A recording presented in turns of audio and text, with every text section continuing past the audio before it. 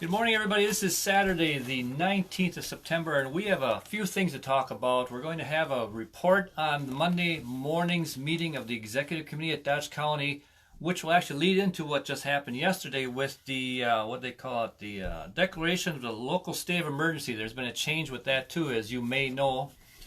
On Monday morning at the Executive Committee, they took up the subject of this declaration of the local state of emergency, and Supervisor Jeff Schmidt wants to back off on that a little bit. For at the present time, the chairman currently has exclusive independent authority regarding all emergency matters of Dodge County. If something happens, and you can understand how this can be put in place, especially this spring when there was so much uncertainty, if something would be of a grave emergency and there wouldn't be enough time to get people together for meetings to discuss what should be done, the chairman had the authority, exclusive authority, to act on the emergency and get things moving.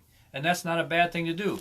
But it's been 6 to 7 months, and the idea was brought forward. Let's back off on that exclusive authority a little bit, bring it back to a constitutional form of government so we, the people, have our representation in regards to overseeing these matters.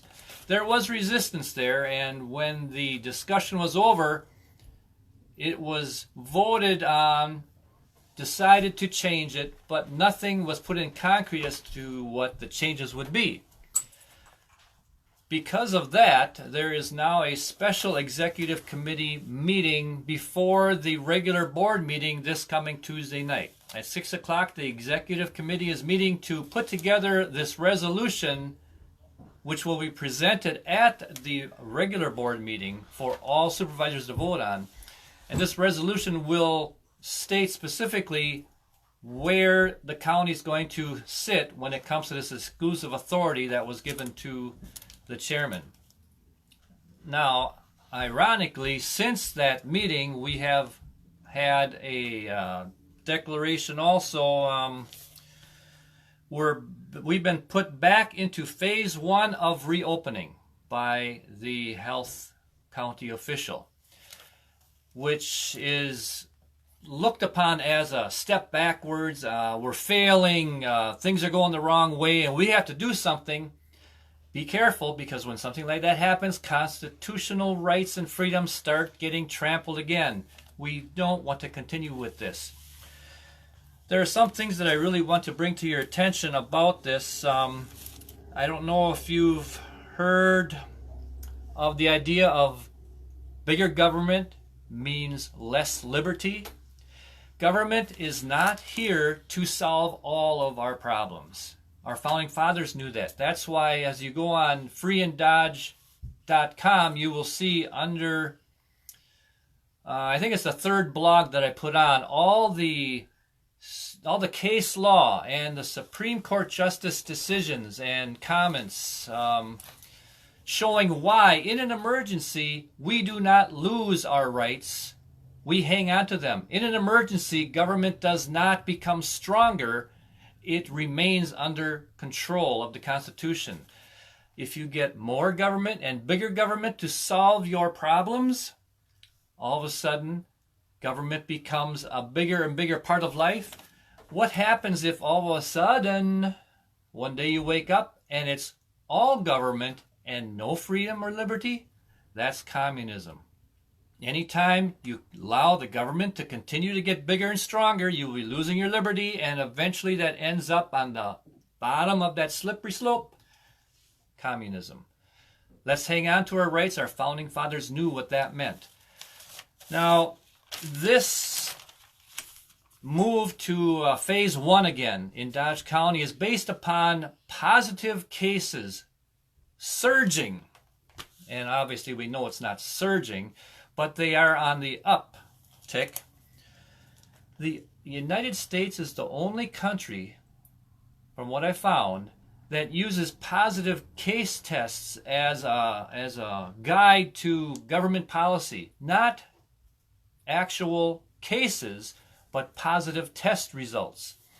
That's why we are known in the United States as the only country that doesn't have this under control. We test for positive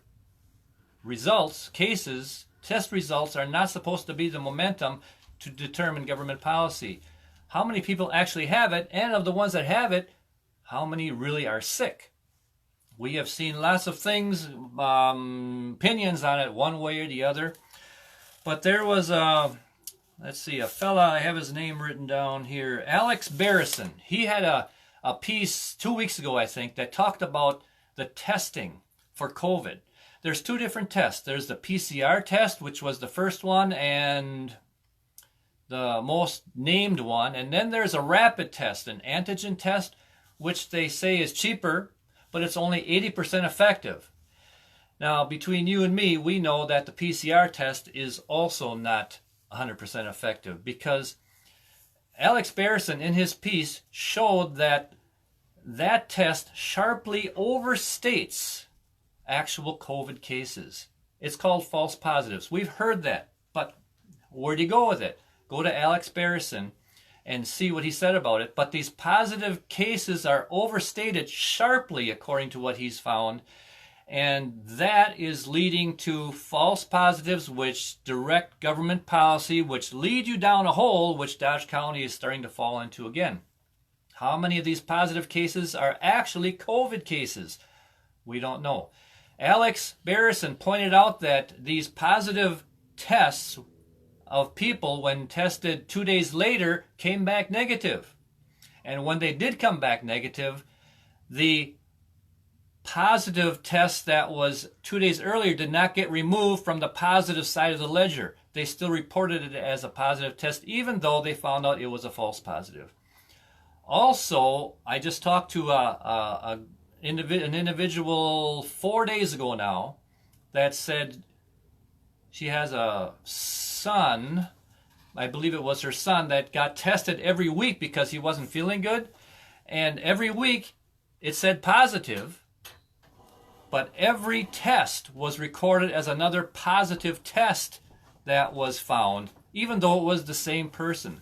So this is how the positive test results are overstated. They're not positive COVID cases. And when they drive the government, we are being driven by inaccurate numbers, and we fall into the problems we're seeing now.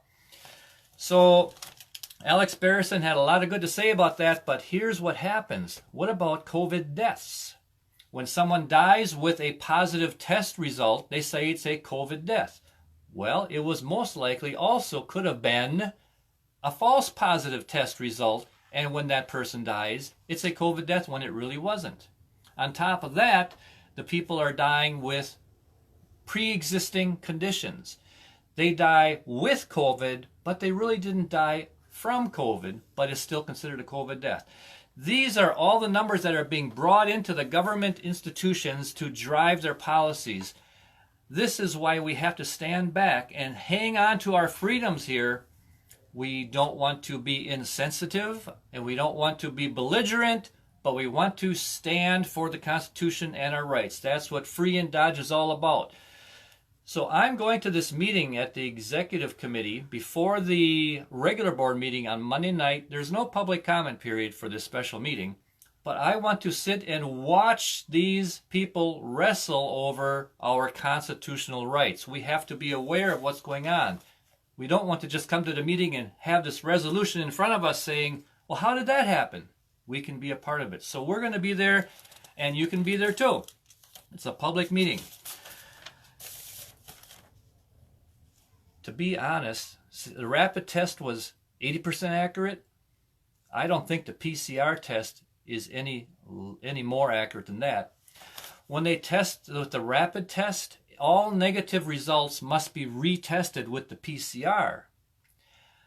That shows you how inaccurate it is. It's cheaper, so they like to use it, but we're having poor numbers here.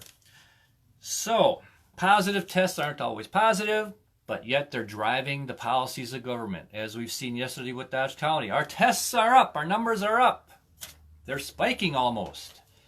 Are they really? We don't really know the exact numbers on what's going on here.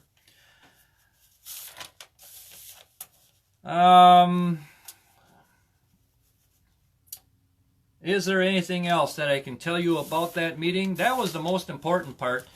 They discussed that resolution that the board chairman used to take the health and welfare ordinance and kind of tuck it away. They still are trying to use that as a reason he did it legally, but it was done wrong, and he knows it and they know it. They are backpedaling. The leadership that was running rogue is being brought under some reins now. That is good. Thank you for calling your supervisors. We've got to keep that up. And the closing thought today is about this phase 1 that we have been taken to. They talk like, we are doing you a favor, Dodge County. We are only giving you recommendations. We're not going to tell you what you have to do. We don't have a health and welfare ordinance in Dodge County. If there would be a health and welfare ordinance in Dodge County, she would be able to tell us what to do. But because there is no health and welfare ordinance, they can only make recommendations. So let's keep it that way. We're going to keep on this health and welfare ordinance thing. We're not going to let that happen. And now we are getting our rights stolen again. But let's be there and watch how they do it, because if you give people enough rope, they usually hang themselves. All for the Constitution, all for our rights in Dodge County. Please be active. Keep in touch with your supervisor and be a part of the meetings whenever you can. Thank you very much.